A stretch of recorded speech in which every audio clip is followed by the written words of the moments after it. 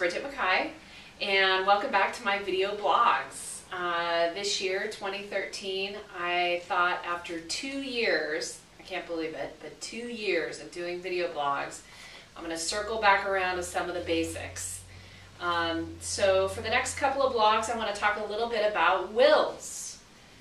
It's one of the most common terms people use about dying or planning to die. Have you got a will? Are you going to get a will? Who's in your will? That type of stuff. And I kind of want to take it as an approach from what I hear from clients, and really clients just ask questions. The first of which today is going to be, what happens if I don't have or I haven't done anything? So you're out there with nothing, and by nothing I mean it doesn't mean you've done anything with your life. It's more about have you done anything to plan for if you don't live your life as long as you think you're going to, which is going to happen to all of us, unfortunately. So what if you don't have anything? What happens to your stuff?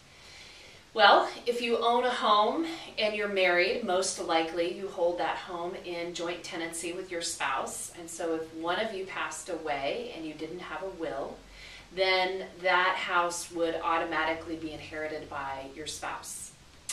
If you don't have a spouse and you own a home, then that house will go through a court process called probate, whether you have a will or not.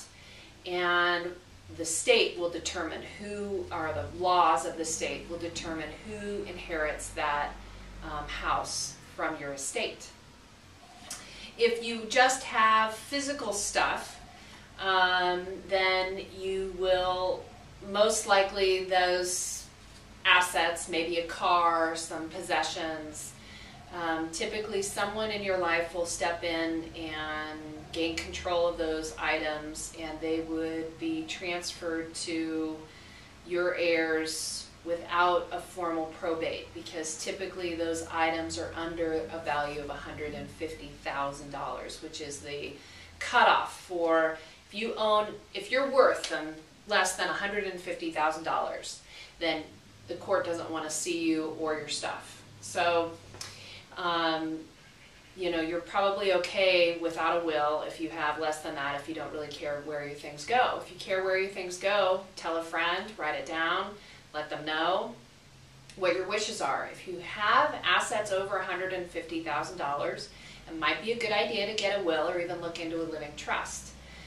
Because if you don't, your stuff, your house, your assets, your bank accounts, could be distributed to people that you don't intend them to go to, and I've seen many examples of that.